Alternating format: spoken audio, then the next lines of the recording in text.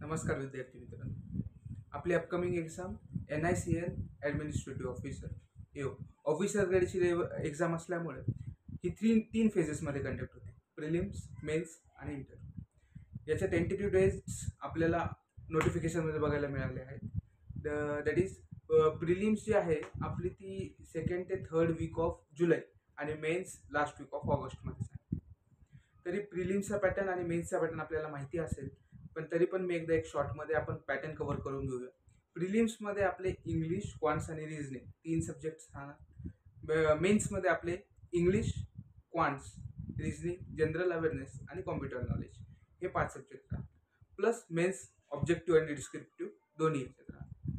तर आता येणाऱ्या 30 to 35 डेज प्रिलिम्ससाठी आणि almost 50 days 60 days for mains. तर यामध्ये आपण काय काय कव्हर करणार. फर्स्ट ऑफ ऑल आपल्याला आता आपला सिलेबस मी असं ग्राह्य धरतोय की आपला सिलेबस हा 80 to 90% कव्हर झालेला आहे आणि आता आपल्याला मॉक सॉल्व्ह करायची, प्रॅक्टिस करायची आणि रिव्हिजन. तर प्रिलिमच्या मॉक्स ह्या 1च तासाच्या असतात आणि ह्या मॉक्स आपल्याला वीकली 2च द्यायच्या. कारण प्रिलिम आपण इझिली क्वालिफाय होतो. तर मेन मुद्दा कुठे येतो? मेन्स. आता मेन्ससाठी आपल्याला 2 सब्जेक्ट जे आहे ते ॲडिशनल कव्हर करायचे, ते म्हणजे कॉम्प्युटर नॉलेज आणि करंट अफेअर्स. आता करंट अफेअर्स ॲटलिस्ट लास्ट 6 महिन्याचे करंट अफेअर्स.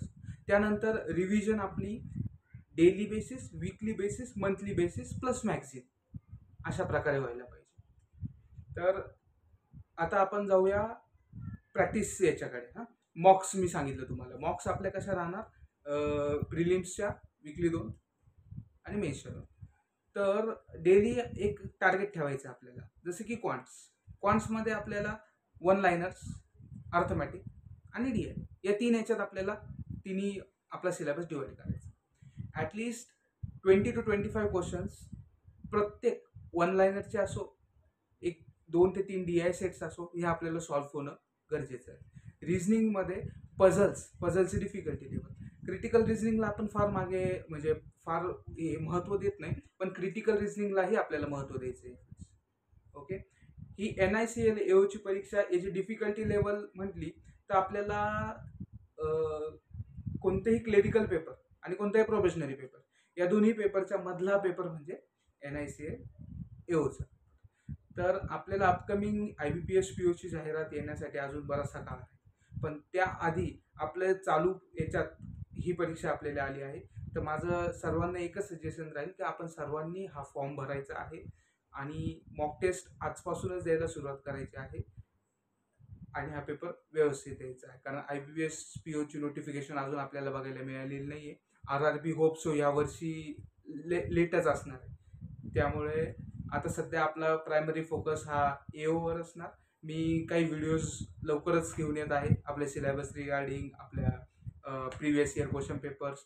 एक मुद्दा अजून सांगायचा राहिला, तो म्हणजे आपल्याला NICL EOचे मागचे प्रिव्हियस ॲटलिस्ट 2 ते 3 पेपर सॉल्व्ह करायचे.